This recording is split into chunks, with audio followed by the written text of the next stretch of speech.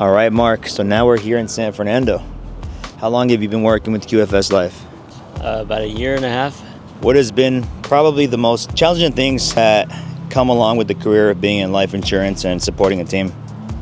Starting everything from nothing, getting all the steps in place where now the future, all the agents and everyone else coming in doesn't have to worry what we had to worry about when we were first starting. So laying the foundation for other agents. Yes. Nice. Say, for example, you're a new agent starting off in the industry. What do you think are probably the most difficult things that you've, one, had to deal with, and two, you think were the largest learning curve? Well, I think for a new agent is figuring out how to get paid and how to talk to the companies that get them paid. But we structured everything in a way where they don't really have to worry about that. I had to learn all that stuff, so now whenever we do issue policies, we get that fixed for them. So they don't really have to worry about the most difficult part, which is how to get paid. Well, that's really important, actually, and I think sometimes it goes unsaid because you don't know what you don't know, and a big part of that is how do agents get paid, and they end up getting paid by the carriers, but there's a lot of things in the process that are involved for them to get paid. The application side, a lot of the back end works that, sometimes people don't take into consideration, especially if you're new, and oftentimes you learn the hard way. So I understand where you're coming from on that. You think it's an advantage to work with a team like QFS Life because of those back end efforts, because it helps them get paid faster? What's your take on that? Well, it's definitely easier because you have peace of mind. Once you're done seeing that deal, you have nothing else to worry about. You just submit the policy out to us, and we'll deal with the rest. Anything that occurs, whether it's something, an issue with the paperwork, we'll deal with that. Unless it's something, that the client has to approve, we deal with almost everything on the back end. So once you submit the policy out to us, it's just a waiting game on maybe a day or two when you get paid. That's very well said. So there you have it, guys. That's actually one of the things that really set us apart. When you start off in the life insurance space, one of the main things is like, how do I get paid? How fast will I get paid? And then just navigating through the complex world of insurance companies, getting your business issued and getting your business paid after you've already helped the clients. And that's probably one of the biggest advantages of working alongside our team. We've put a lot of systems in place to be able to help you get paid faster and just get you paid in general. And believe it or not, we've pretty much seen it all over the past few years. And Mark has been right now for the past year and a half my right hand when it comes down to the back end administration of getting agents paid faster, because there's a lot of people that just simply want to focus on the sales side, helping their clients. So the last thing that they want to worry about is the technology behind an electronic application or the itty-bitty details of like a paper application.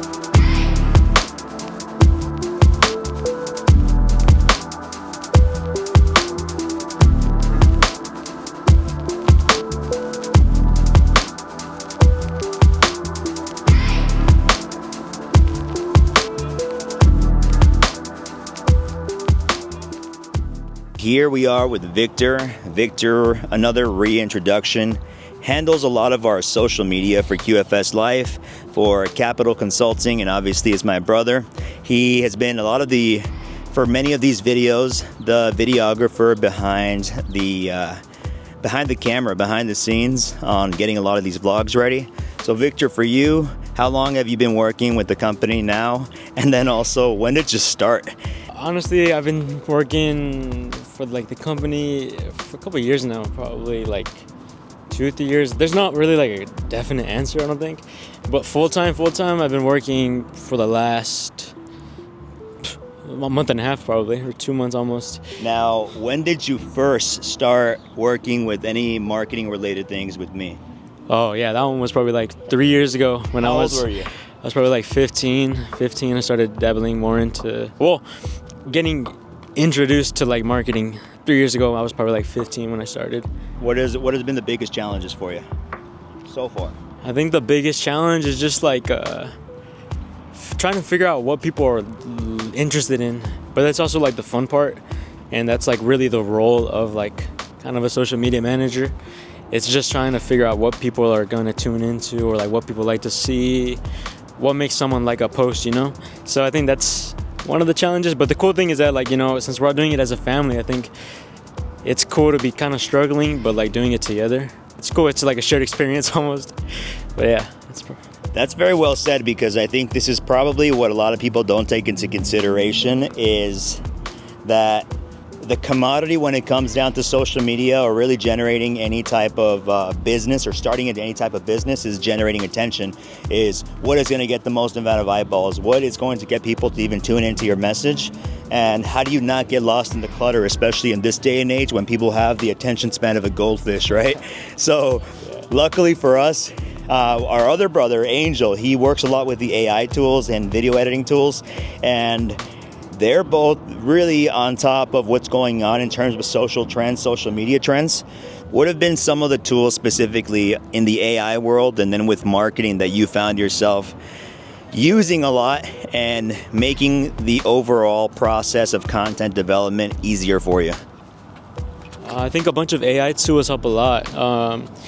Perplexity is one of them. We give it a good prompt, we can't have it vague, so we give it information. And then I think Opus Clips is another one. We have a bunch of videos that we upload to social media, obviously, so that is a good tool to help us auto-generate captions, like live captions for the videos. And Google Trends is also another tool that I like to use, or that we like to use, because that gives us, it's Google, so it can tell us pretty accurately what people have been looking at in the specific time frame that you want. Why so do you that's think a good. If you want to jump on that, I think it's important to hop on a trend or like what people are looking at as early as possible. That way, your content can show up first, and then other people can hop on it later. But your stuff gets put out first. So I think it's good to hop on it first. An example of something recently, like a trend that we used and that you found on Google Trends that helped shape a particular post, campaign, or a video? Yeah, recently we posted the Delta airline crisis, or just airlines in general, where there's a bunch of planes falling out of the sky and it's not good at all. So we hopped on it. We made a little AI scripted video, yeah. So we put it out, and then it did really good. It did good numbers for us. We got a bunch of engagement. So that's a good example to use for that Google Trends tool that I like to use. Nice. So what about for other people looking to step into the world of marketing, looking to understand how to be able to develop a better content strategy? What advice would you give them? I think definitely don't be afraid of AI. Use it to your advantage, because you can talk to it like it's someone your age, or just someone wiser, because it kind of is. It's like a billion brains combined into one. So I think you can really ask it anything and it'll guide you, if you're stuck somewhere. But I guess your thing is to start, right? Yeah. So in other words, there's not a very definite place of where to start, but just getting started. Yeah, I think jumping into it is. And now one thing I want to elaborate on, I want you to elaborate on a little bit more. You mentioned the importance of prompts. I know I've been on your butt about it more than most people when it comes down to prompts, and I think for the entire team, I've been on their asses about creating good prompts. What do you think is a 30-second lesson that you can take away from that I've given you based on prompts, and how to develop better content based on prompts? You have to really be informative with it if you want a good, juicy response out of it that'll work for you. You can't get lazy with it. Obviously it is AI and it's going to give you a response no matter what. And you might like that response, but I think just the more you give it more information, the better the output is. It's significantly better. And do you find your prompts and the output being significantly better just off your initial one, or do you have to refine it? What makes a better overall output? I think you definitely have to refine it, because I think in your first initial prompt, I think you reread it and then you find a little spot where you're like, oh, I could have probably used this instead, or probably given it more information right here. Then after you do that, it fine tunes it even more and it gives you an even better prompt.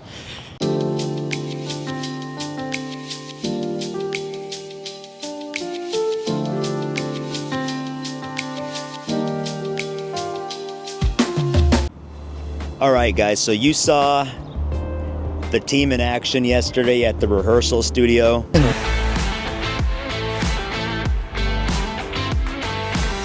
Clearly, there's a lot of musicians in the family. Mark, probably one of the more talented ones because he's been doing it longer.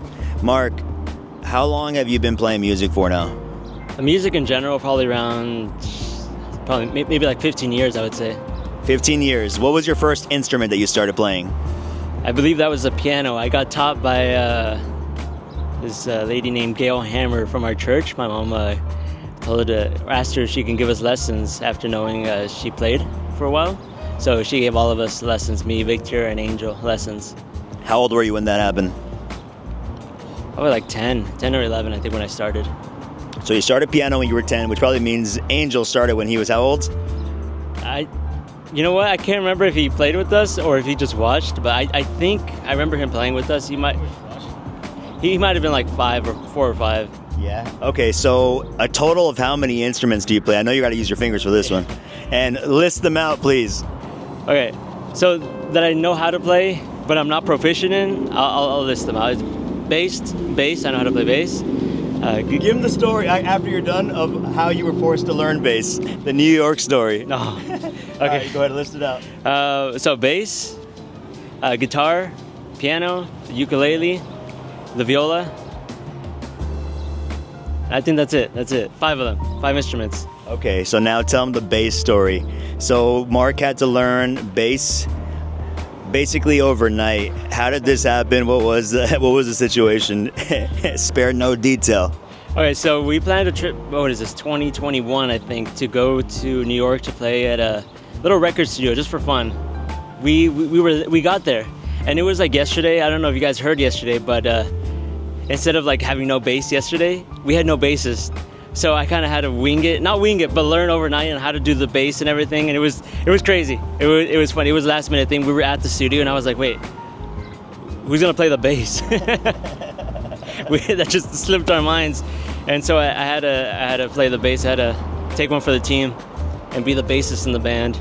So what happened was about 2 days before we flew out to New York, we did exactly two different studio rehearsals. It was one at Pop Studios and the other one was at where did we play the second one? It was in Phoenix. It was in Phoenix. I don't know the name.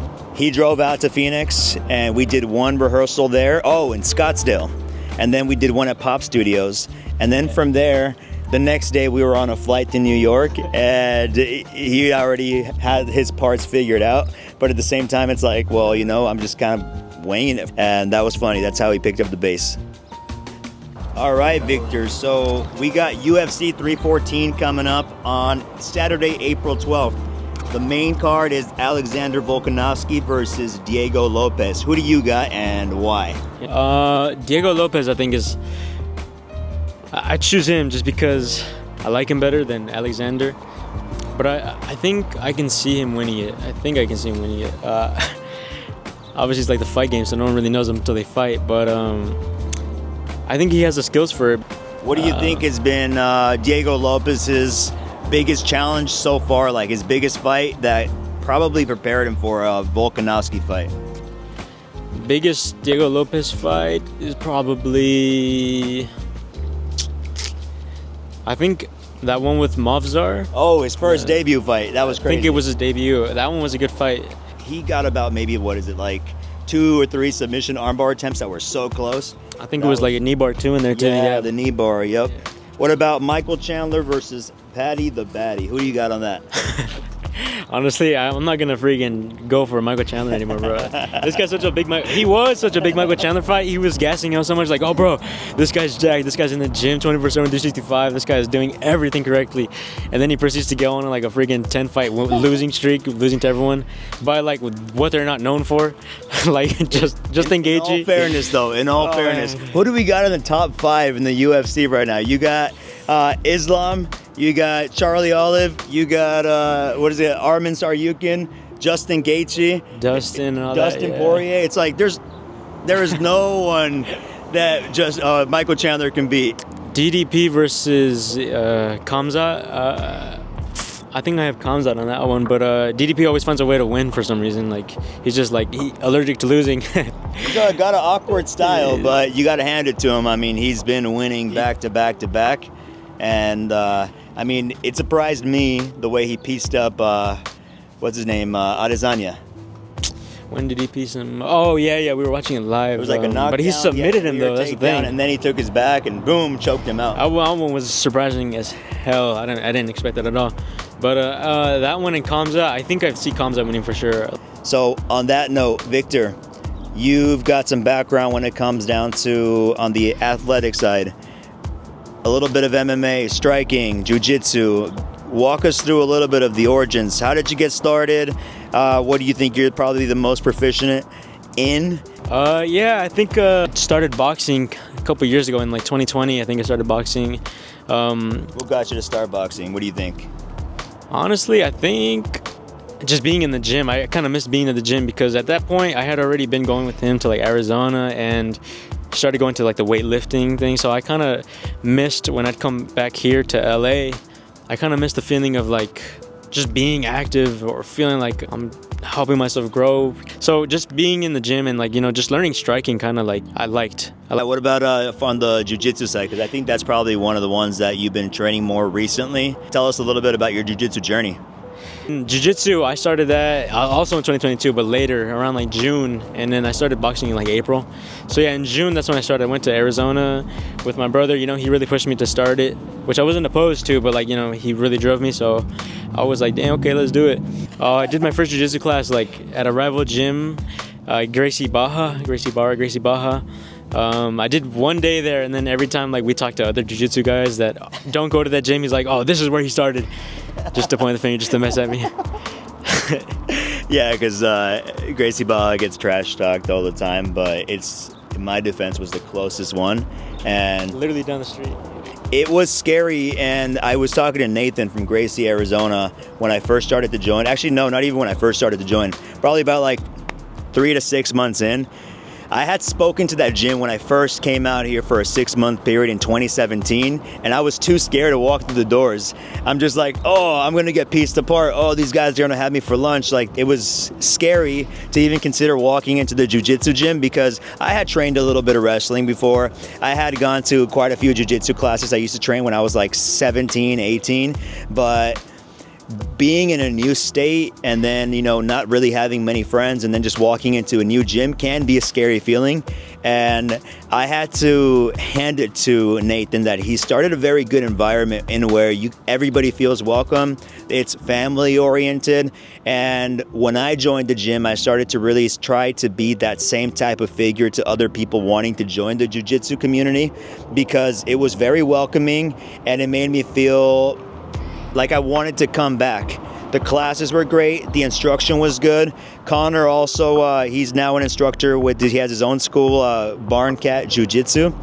And he was a big part of why I also continue to, 1, compete, and 2, dive more into the sport. So I think that makes a huge difference when it's not just like what they call a McDojo, but when you have a family atmosphere, when you have an open space, when you have the ability to have like one-on-one connection with your instructors and really feel like you have the ability to fail, because jiu-jitsu is a sport where you have to be comfortable with being bad at something. And that's one of the things that most people as humans, we do not feel comfortable being bad at something.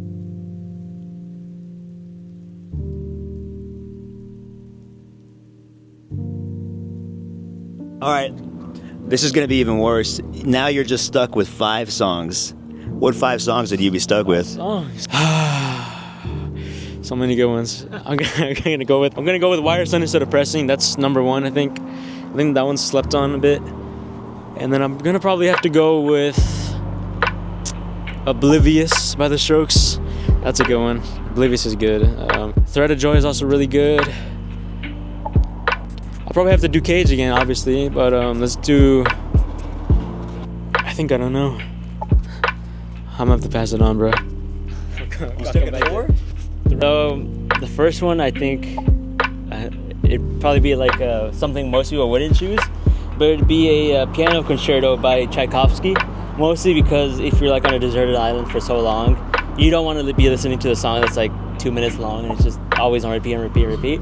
This is a 23-minute piece, and there's so many different instruments you can listen to. Besides that, I think my other one would be the Ultra Cheese. by Arctic Monkeys, Ultra Cheese. Take or leave it, KG Elephant. Was that 3 or 4? That's 3. 3. Is it 3? Yes. Okay. Whistle for the Choir, the Fratellis. That's 4. And the last one would be, I say, Marty Bum, Arctic Monkeys. Yeah. Arctic Monkeys is a good one. Yeah. Oh man. Mine will be What Does the Fox Say? By, what was the name of it? You don't want to last long. You just Yeah. have to. Gangnam Style by Psy. You're gonna go crazy in 2 minutes. Around the World by Daft Punk. Oh. Alright, we gotta go for it. Let's go. It's difficult, bro. I'm telling you. No, you can't cheat. No, just kidding. You got it. Alright, you know what? I'm gonna choose an Arctic Monkeys. No buses. Oh, this is good. There's that one, what is it called? Weird Fishes by Radiohead. I'm pretty sure I heard it say that, just doesn't have it in my head. That's one that I like a lot. That's on my... The other one I like is the one that you guys refused to play yesterday, Guster, Satellite. Oh, we forgot an acoustic guitar. That you can't play that song without acoustic. The Growlers, what is it called? The Too Soon Wanted More Night Ride by the Growlers. Oh, Brazil by Declan McKenna. Yeah. All right.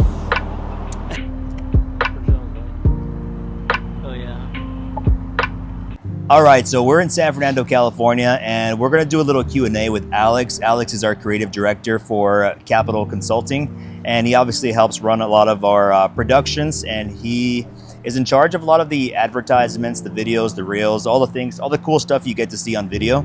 So we put together a few questions so you guys get to know the team a little bit better. So first off, Alex, welcome. And Thank you for having me here. It's a pleasure being with QFS. Right. No, it's always weird being on this side of the camera instead of the back. Right? Yeah. It's a little bit of an adjustment because you're usually the one shooting everything. Yeah. So one of the questions that we put together, I think it's good, insightful, both internally, but then also people might want to see, because obviously the channel has to do a lot with, running a business, owning a business, amongst other things. So what is your approach when you're juggling a shoot with other responsibilities like managing the clients, the communication, and also multiple shoots? I think the main goal in the beginning would be establish the dates with each client. If it's different clients, then that's a little trickier. So we have to just figure out the dates that work for each client, make sure they don't clash with each other, work that out, then plan out how each shoot is gonna go, figure out what the goal is for each shoot, and go from there. And once we have that, then we can start working on the scripts, because we would know what we have. So then work on the script and work on how we would accomplish what we want to get through this video. Yeah, so the shoot for this week, tell us a little bit about the things that that you did to plan for it. Okay. So for this one, we talked, I believe, maybe like a month in advance. One of our clients got in contact with a probate referee that they wanted to work with and collab with the video, and we got involved with it because we're the marketing department, right? So we got in talks with setting up the dates that work for our client and the collaborator and with us. So that's another issue. If our dates can't correlate with them, we have to figure that out in case we have another shoot or in case we're out of town, something like that. So we have to keep all of that in mind. So we took it was 2 weeks in advance. We took that notice, we figured out a date, we planned it, and from there we made a call sheet, which usually happens it always happens for every shoot. We do a call sheet. What was that transition, I guess, from doing everything like freelance and then hopping on board to doing it more professionally? Where do you think you adjusted? What are some of the key things that people starting off or potentially looking at a job in video production, what would you advise them they use to prepare, like checklists or some type of preparation for doing type of shoots like this, more professional shoots? So, well, first of all, the big difference between the freelance and the more of a professional is the fact that because it was freelance, it was a little less professional, but it's not as formal, I guess. That's what I'm looking for. So it's less formal with freelancing, whereas with now making sure that we look good and making sure that we don't make the business look bad in any way, that's a big difference. We become more formal, more we have more things to do, such as the call sheet. That's more formal, that's proper way to do things. So it becomes more formal as we get to the business sense.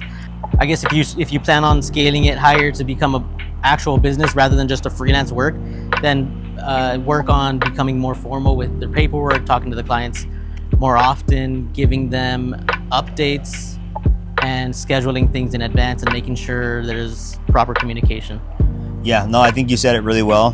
One of the things I can add to that is if you take a consultative approach with everything, it establishes more professionalism. You're seen with more respect. So when you're able to speak to them like the professional that you are in that industry, and you're able to point out the things that potentially they did not think of, sometimes you don't know what you don't know. And if you're able to point these things out and then maintain a professional relationship with them, I think it elevates your value, number one, and two, it's able to see a distinction between just a freelancer, and then it's like, oh, this is my video professional, this is my video agency, these are the guys that are in charge of running my marketing company. So I think you probably circled around this part, which I think it makes a lot of sense, is understanding the brand and then understanding what it is that particular brand does, represents, is key in order for you to start planning what type of video to even suggest, and then how to edit it so that it's able to help the client reach their goal, right? Yeah. So that is a big. You have to understand that in order to get to know what you're going to film or what we're going to do. And on top of that is actually probably one of the keys to making that transition between freelance and doing this a little bit more professionally as a video agency is when you're able to break that down into understanding and making the client know that you understand what it is that their objective is and understand what their brand does. You bridge that gap between just being a freelancer and now being the creative consultant that they're looking for. Right. Because a lot of times they don't even know what they're looking for. Yeah. They just know it's like, hey, I want to look good on camera. Hey, I want this product to look good. But then when you go in there and you're like, you know what? Let's find the shot first. But on top of that, let's see what you actually focus on. Okay, how do we trim the fat and like get rid of all these boring parts? And so I think all those things come into play and really go to establish yourself as the professional.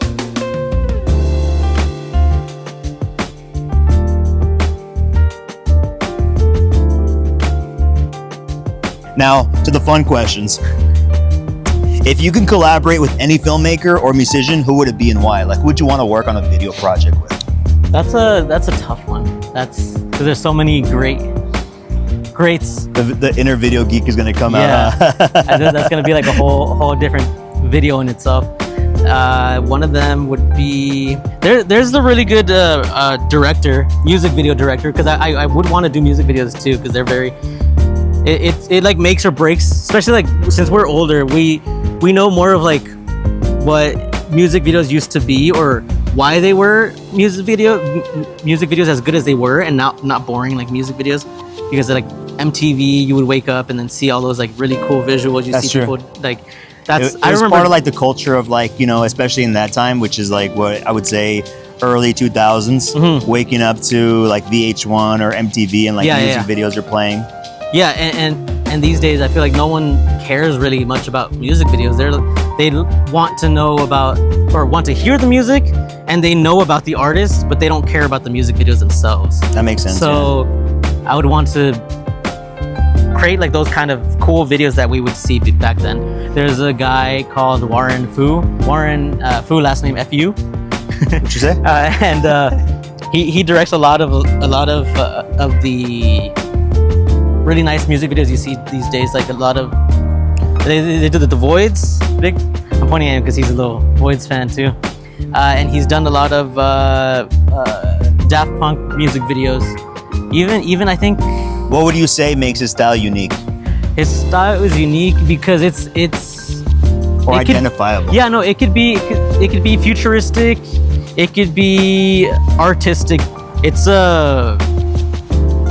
interesting because I mean, what you see mostly is a story told through mannequins. So a collaboration with Warren Fu. Yeah, that'd be the answer. Nice. What about a filmmaker? But I'm gonna go with Roger Deakins. Roger Deakins. I've never heard of him. Cinematographer. Cinematographer. Yeah. All right. So what is he well known But for? I feel like I was riding the Roger Deakins train before everyone else. I want to say that. All right. So tell us a little bit. Like, what are his most known projects? This is the first time I'm hearing of He's it. done like the Blade Runner, the 2049. Okay. He's done Rango, which is one of my favorite ones too. I feel like he made that movie really great because of the way he was brought in for the visuals, and that's why the movie looks so good. Yeah, those are the two video music and film, I guess.